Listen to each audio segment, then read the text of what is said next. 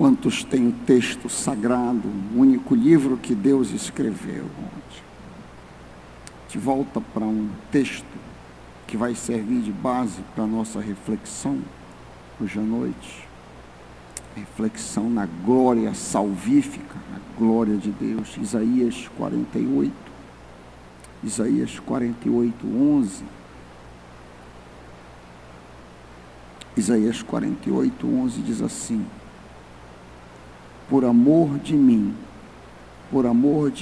é que faço isto, porque como seria profanado o meu nome? A minha glória não a dou a outra.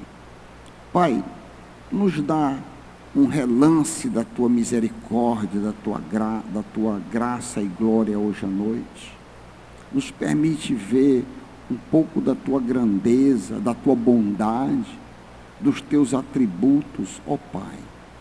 Fala conosco hoje à noite, em nome de Jesus, amém. O contexto do texto que nós acabamos de ler é um contexto no qual os israelitas estão debaixo da ira de Deus a ponto de serem destruídos, mas Deus resolve não fazê-lo por causa do seu próprio nome, para salvaguardar, para proteger o seu próprio nome. Esse é o contexto de Isaías capítulo 48. É possível que, ao nos depararmos com a imensidão do universo, um sentimento de pequenez e até de insignificância recaia sobre nós. O universo é enorme. O universo é tudo que existe fisicamente, além da soma do tempo e do espaço, e as mais variadas formas de matéria, como planetas, estrelas, galáxias, buracos negros e etc.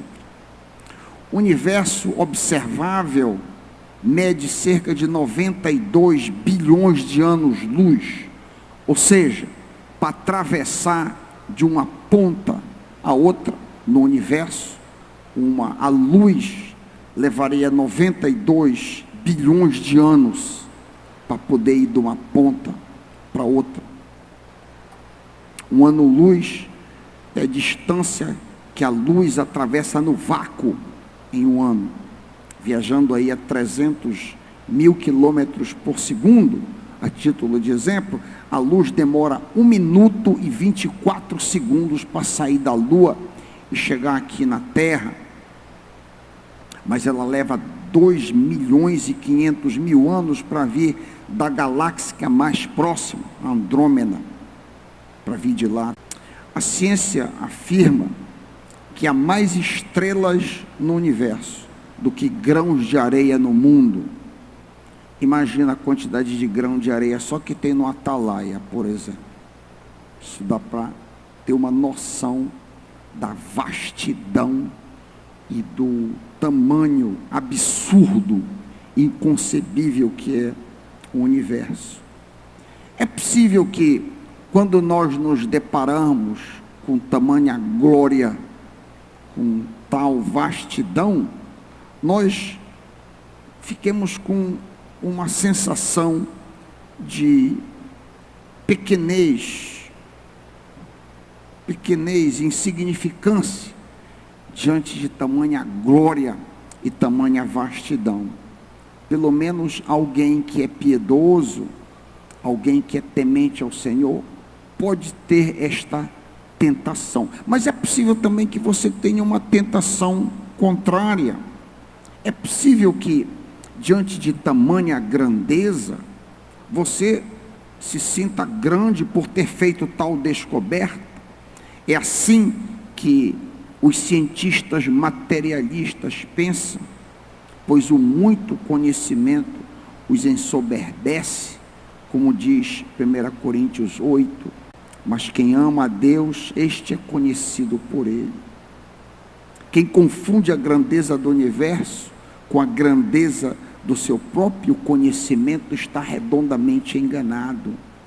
A grandeza do universo, presta atenção aqui, não revela a grandeza do conhecimento do homem, mas sim a grandeza de Deus. O universo, afinal, não foi feito para glorificar o homem, mas sim para revelar a glória de Deus. Por que que o universo foi feito tão grande? Já parou para pensar nisso? Foi feito para glorificar um Deus grande, um Deus enorme. A Bíblia diz que os céus proclamam a glória de Deus e o firmamento anuncia a obra das suas mãos. É como que quando nós olhamos para a vastidão das estrelas, estas estruturas estão dizendo: um Criador fez isso, um grande arquiteto fez isso. Olha para a grandeza desse Deus que construiu todas essas coisas.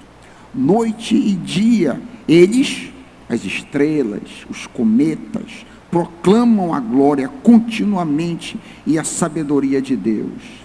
Ainda que sem linguagem, sem fala, contudo transmitem a sua mensagem. Mensagem que vai por toda a terra, até as suas extremidades. O céu mora nos céus, o sol mora nos céus, onde Deus o colocou, e atravessa o firmamento, levantando-se radiante como um noivo para o casamento, jubiloso como um atleta, preparando-se para a competição. Salmo 19, 1 a 5. Quem é o homem em meio a tamanha glória? Quem é o homem em meio a tremenda vastidão? Você já deve ter ouvido a expressão: quem tu pensas que tu és? Esta expressão, geralmente utilizada para colocar a pessoa no seu devido lugar, e às vezes de uma maneira ofensiva, pois ela tenta diminuir a pessoa. Ela é usada na Bíblia também para nos diminuir, mas aumentar a glória do Criador. No Salmo 8:4, nós lemos: quem é o homem para que com ele tu te importes, e o filho do homem para que com ele te preocupes? Vale observar que quando a Bíblia nos diminui, ela o faz justamente quando nos contrasta com a glória de Deus, com a grandeza de Deus. Neste mesmo Salmo, Salmo 8, nós lemos: Senhor, Senhor nosso, como é majestoso o teu nome em toda a terra. Tu, cuja glória é cantada nos céus, quando contemplo teus céus, obra dos teus dedos, a lua e as estrelas que ali firmaste. Quem é o homem? A ele pergunta, para que com ele te importes, e o filho do homem para que te preocupes com ele. No texto que nós lemos inicialmente, Isaías 48, ouvimos as estranhas palavras do Criador, abre aspas: por amor de mim mesmo, por amor de mim mesmo eu faço isso. Como posso permitir que eu mesmo seja difamado? Não darei a minha glória a um outro. O contexto de Isaías 48 apresenta os israelitas, o povo de Deus, como mentirosos pecadores. Lemos isso no começo do capítulo. Nós lemos o versículo 8 em Isaías 48, mas se tu fores para o comecinho do capítulo, tu verás as seguintes palavras: escute isto, ó comunidade de Jacó, vocês que são chamados pelo nome de Israel e vêm da linhagem de Judá, vocês que fazem juramentos pelo nome do Senhor, invocam o Deus de Israel, mas não em verdade. Os israelitas estavam dizendo que eram pertencentes a Deus por fazer juramentos em nome do Senhor, chamados pelo nome Israel, príncipes do Senhor. Israel quer dizer príncipe do Senhor.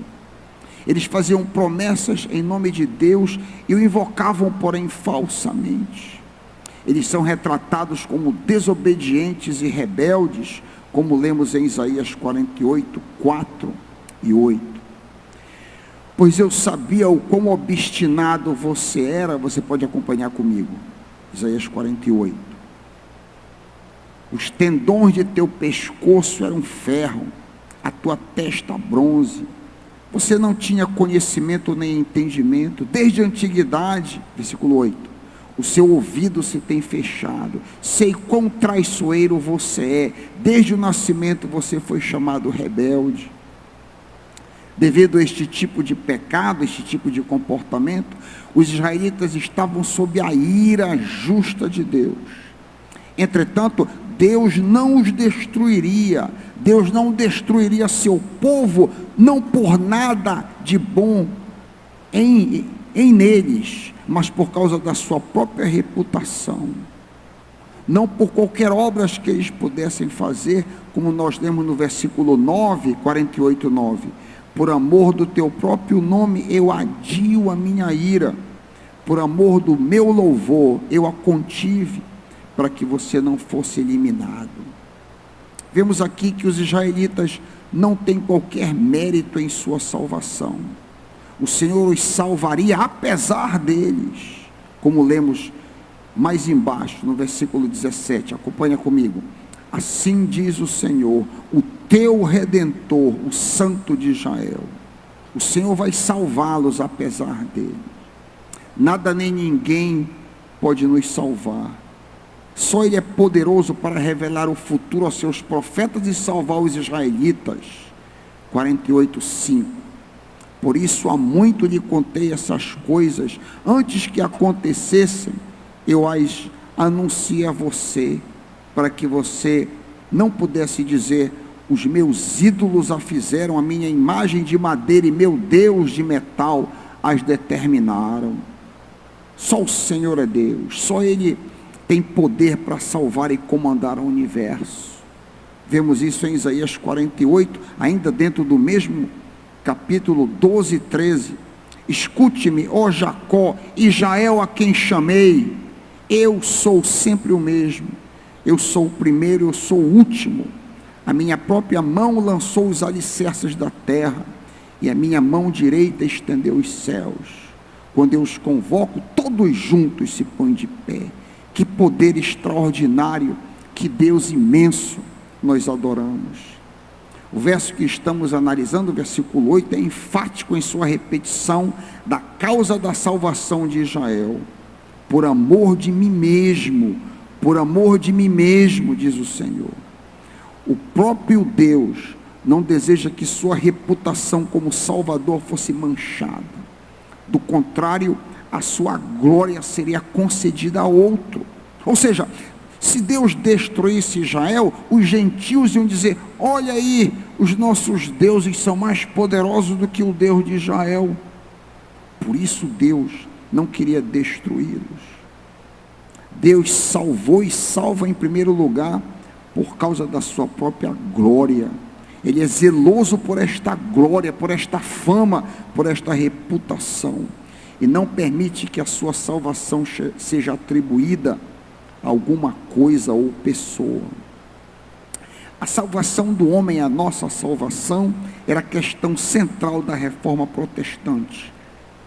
A salvação do homem é a justificação do homem, e não o Papa, Maria, terço, reza, nada disso estava em jogo inicialmente na reforma protestante.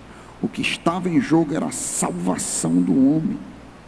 Os reformadores se valeram muito de textos como Efésios 2, 8 e 9. Vocês são salvos pela graça, porque pela graça de Deus é que somos salvos. Aqui é uma paráfrase. Por meio da fé é que temos Cristo Jesus como Salvador. Portanto, a salvação não é algo que se possa adquirir pelos nossos próprios esforços, é uma dádiva de Deus, não é uma recompensa pelas boas obras. Ninguém pode reclamar mérito algum nisso. O Senhor nos salva para a sua glória, para exaltar o seu nome. Quando nós estivermos no céu, nós veremos que foi para a sua própria honra e glória que nós fomos salvos, e não por alguma beleza, alguma bondade, algum mérito, algum crédito nosso. A salvação do ser humano, tanto no Antigo como no Novo Testamento, é por meio da fé e não obras. Essa doutrina os reformadores chamaram de sola fide, somente a fé. Romanos 4, 2 e 5. Se de fato Abraão foi salvo pelas obras, ele tem do que se gloriar, mas não diante de Deus. O que diz a Escritura? Abraão creu em Deus, e isso lhe foi creditado como justiça. Ora, o salário do homem que trabalha não é considerado como favor, mas como dívida. Todavia, aquele que não trabalha, mas confia em Deus que justifica o ímpio, sua fé lhe é creditada como justiça. Então, essa doutrina, sola fide, coloca a glória toda da salvação nos braços do Senhor. A salvação da raça humana é mediada somente por Jesus. Essa doutrina chama-se solo Christus. Lemos isso em Atos 4:12. Não há salvação em nenhum outro, por debaixo do céu não há nenhum outro nome dado aos homens, pelo qual importa sermos salvos. Ele salva sozinho, nos salva sozinho, como salvava Israel sozinho, pois a Bíblia ensina claramente que só há um Deus e um mediador entre Deus e os homens, Jesus Cristo.